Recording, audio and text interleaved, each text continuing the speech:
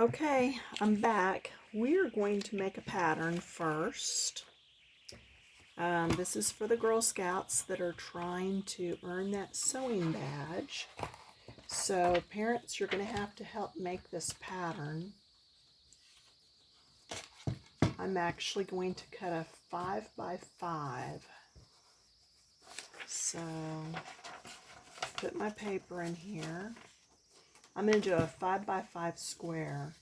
And this could be, I know your thing says you can make a little bean bag, but you're going to need your stitches close together to make sure your beans or your rice don't fall out. So I would do that on a sewing machine. I would not do that by hand.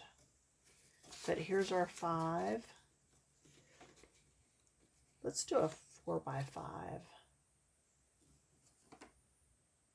Yeah, let's do a 4 by 5. That way, if you still have dolls or anything, this might be good for a little pillow. How's that? So a 4 by 5. This we've not talked about before. This is a seam guide used for sewing.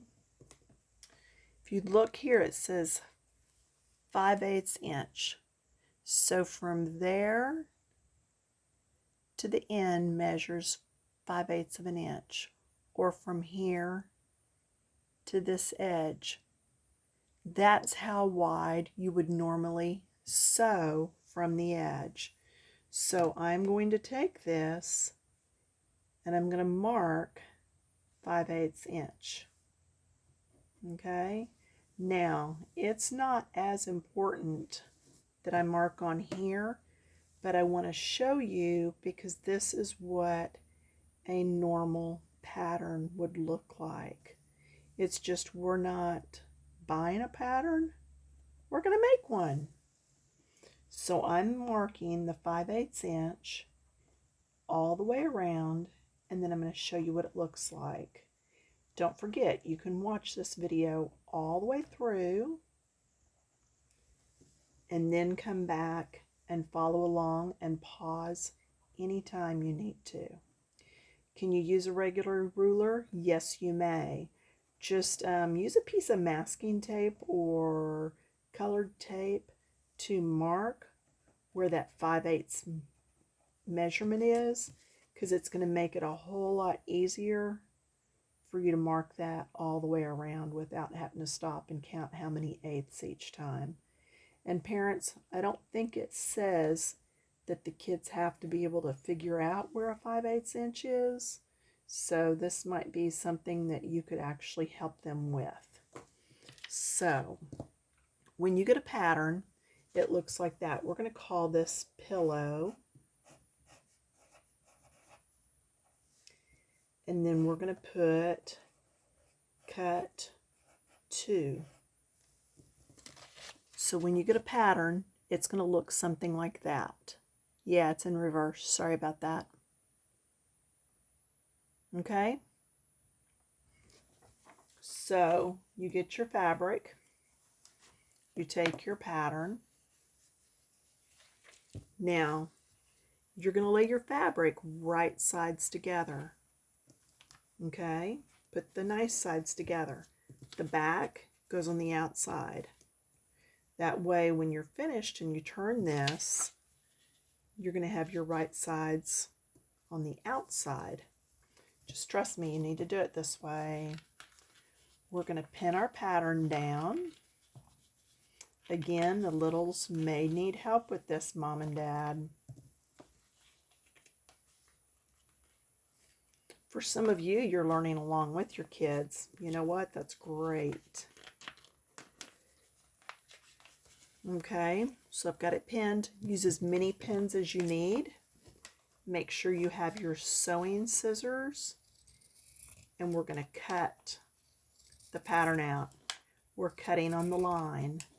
That is one of the steps for your badge, cutting on that line. Okay, so just get that cut out. Cut, cut, cut, cut. Now, the reason we're doing this as a pillow, because if you finish all of this, then you actually have done your tender heart.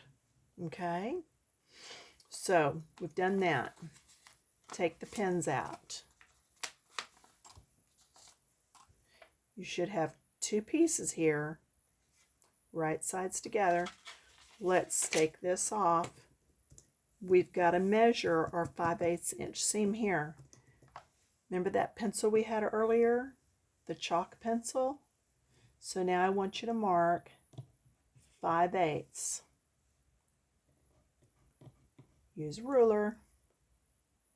Mark it, I'd say at least 3 times. Okay, I'm going to show you. Here's mine. I've done 1, 2, 3. Then this also doubles as a ruler. I'm going to lay it down and I'm going to connect that line. Okay, just use your chalk pencil. Okay, and just draw across there. The fabric will move a little, so just go at it till you get it. Do that on your other sides too. All 3 sides. Okay, so I'm going to use that 5/8 measurement that's on here. And I'm going to mark that 3 times. And then I'm going to connect the line.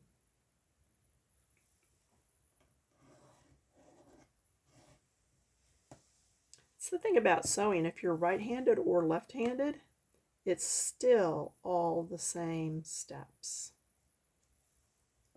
Okay, marking the 5/8 inch. And this is just going to be a little pillow, so you decide if this is what you want to do or not. But again, if you do it, then you're working on your tender heart badge, the extras. Okay, so there's that. Now I've got one more side to go. Marking my 5/8 inch seam allowance. That tells me where I'm going to be sewing. And you can do this. Hey, you've come so far. You've got this. Need to take a break, but you got it. Speaking of breaks, I think my coffee warmed up. Warmed up? No, cooled off. It's just sitting over there. Okay, now I am going to pin here and here, and that's going to hold my fabric together. If you need more pins here and here, do it. Just go ahead. Now, threading a needle. We've cut the lines. We've marked sewing lines. Next is threading a needle. Only make the thread as long as you can handle. If you can only handle that much thread, then that's what I want you to use. I can handle probably 3 times that much, but I've been sewing since, well, a long time. I'm going to thread my needle. There is a thing called a needle threader if y'all need it. You can get it at the fabric store. It is a piece of wire connected to a flat little piece, and you poke the wire through the needle, insert the thread, and then pull it back through. I used to own them. I just don't know where they are anymore. Okay, so my thread goes all the way through the hole and back out. So here's both the ends of the thread, the cut ends. They're going to go right here. This is how my daughter actually taught me to knot the thread, and it's very easy. Line it up. Okay, I'm just going to lay it on top of the needle. Hold it together. Wrap it. 1, 2, 3, 4. That's good enough. Then I'm going to put my finger over the top of that. See, it's hidden inside. I'm going to pull the needle. Guess what? Now I have a knot, just like that. Okay, pause, rewind, watch it again if you need to. Okay, that's knotting the thread to begin your sewing. You're also going to have to knot it at the end, and that's different. But let's look ahead, demonstrating the following techniques. A running basting stitch. Okay, that's kind of what this is going to be. Now, one thing let's do, mark on here real quick. Over here on this, one of these long sides, mark up there. Okay, you want to sew around that corner and then stop. You're going to sew around this corner. We're going to stop. Okay, let's say, you know that 5/8 inch? Let's go in 5/8 of an inch and then stop. So just draw a line there. Same thing down here. Draw a line. Okay? So there's a line on this side and a line on this side. That means we're going to sew all the way around here and back and then stop. If you sew it all the way, you can't open that up to turn it right side out. Okay, so you've got to leave an opening anytime you make a pillow. So now what we're going to do is just go in, pull it through to the other side. Okay, now we're going to go back through. You want those stitches kind of close together.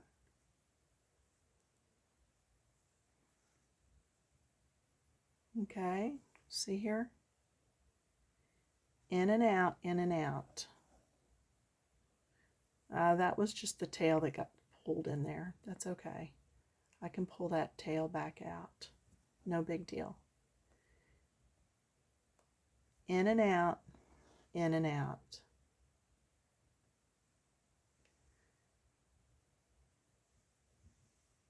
Just go in a line.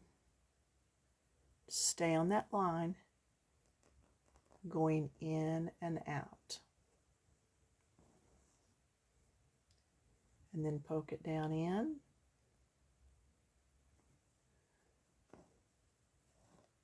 Pull it back out. If you find that you like this hand sewing, you might love embroidery work. My daughter does beautiful hand embroidery. She loves to sit with needle and thread in a wooden hoop and make pictures. Okay, I got to the corner, so now I'm going to turn the corner and go across the other way. Go down that next row. As you get better at this, you're going to be able to do 2 or 3 at once. Watch. Now my finger's on the other side, so I am hitting my finger each time with that needle, and that tells me to poke it back through. So don't be stabbing yourself with the needle. Practice it the other way first. Again, I've been sewing for, 45, 50 years. I've made suits and wedding dresses and costumes and all kinds of stuff. So don't expect to pick up a needle and thread and just go at it like this. It's not going to take you that long to learn, but you will need to practice. Just like you didn't, when you were a baby, you didn't get up the first time and take off walking. When you got on that bicycle, you didn't get on the first time and just go. Everything takes a little bit of time. So practice going in and out. See, there's the back. And here's the front. Just in and out, in and out. Take as much time as you need. And you've got that chalk line. So just follow your chalk line. Go in and out. What if I get a little off the chalk line? Is it going to matter?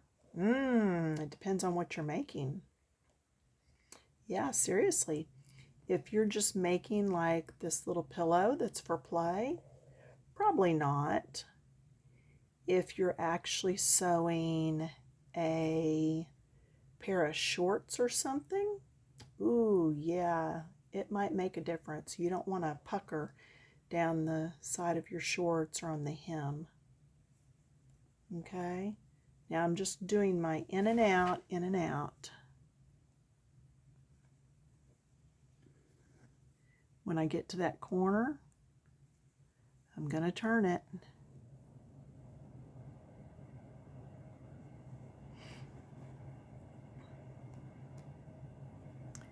In and out. It can get boring, but remember, these are things that you'll use again in the future. If I had my favorite pair of jeans and I got a hole in the side, I could stitch it shut by hand because I know how to do this basic in and out. We're also going to show you how to put your patches on your vest. How cool is that? All your patches. Sure makes it easier when you're putting it through the washing machine if you do. You know they're going to stay on. Okay, so I'm getting down here and I'm going to do some of these just because I can do them quicker, and I want to show you what to do when you get to the end of your thread. See, I'm pulling it. Did you see me pull that? Because I want to make sure those are not gathering up. I'll do it again and not pull and show you what I mean by gathering. You can pull too tight when you're sewing, and look at that. You don't want your sewing to look like that, so take the edge, take this edge, pull, and get all those puckers out. See how it's smooth now? That's what you're after, is that smoothness. Okay? Now, if for some reason this video stops because my length is up, then just look for the very next video and we'll keep going wherever we left off. Hopefully it won't cut me off like my phone normally does. Okay, so kept going. Like I said, I'm just getting some of these done a little quicker because I can sew quicker that way. Turning my corner. And do you see how my thread's short? So it's time to cut that off. Knot it. Okay, so I'm going to cut that way up by the needle. Now, because I had two pieces in there, I can take those, let them untwist, and I can tie a knot. Okay? It's the basic crisscross, stick it under like when you're lacing your shoes. Okay? Trying to get it on camera, and that is very difficult. And then pull. And then we're going to do another one right over the top.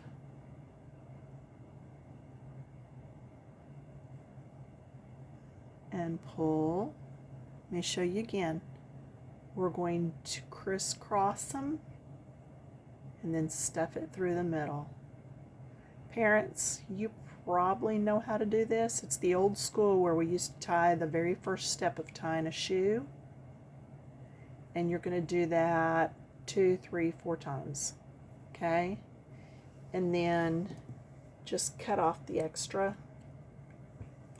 And then you know what we need to do. We need to start again.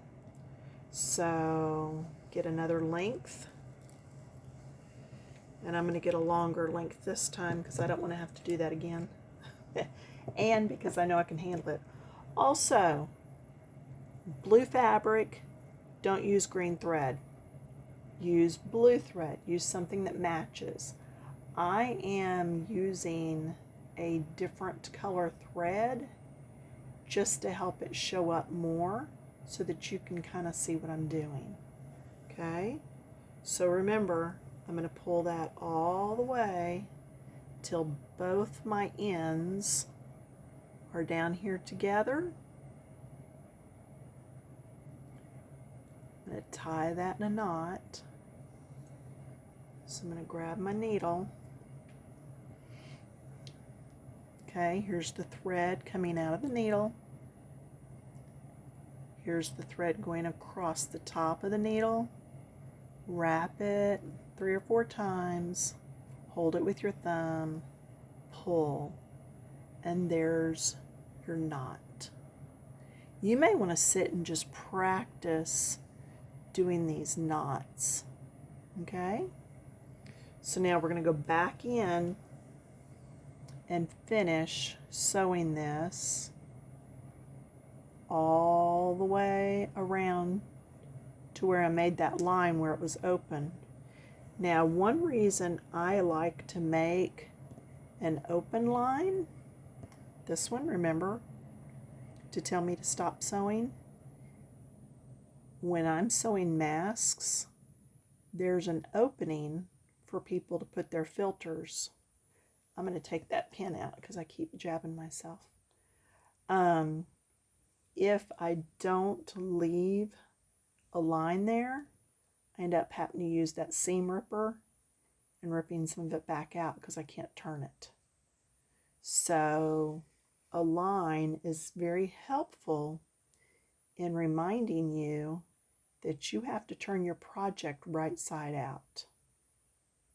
Okay? So if you need to mark lines, mark them. If you need to use pins, if you need more pins than this, use them. I'm going to take that one out because we've already sewn that end. So you do what you need to do to make it easier for you to sew. There are no sewing police that are coming to tell you you did it wrong. As long as your project looks nice in the end and you're happy with it, that's what matters. Now, we're at the end, so we can tie that off again. So you can tie that the way we did earlier. I am tying it by wrapping this around, putting my needle under, then I have to pull that piece all the way down to the fabric. I hold it and pull. This is just a different way of tying off. It'll be easier for the children if you let them just take the ends and tie like that first step in tying a shoe. Okay? And then trim that. Okay? So now you've done a starting knot, an ending knot. I'm looking at your list over here on my phone. You've just finished all of number 3. So now we're going to just kind of leave this here for a minute and let's go ahead and finish. We're 23 minutes in. Let's finish. Parents, you can do this for your children. Cut the corners. Do not cut into the stitching. It'll make a hole in the project. But what we're doing is getting rid of some of that bulkiness from their project. You don't need all that fabric being stuffed on the inside. Okay? So then, remember where that hole was? Right here? Turn it. Turn it right side out.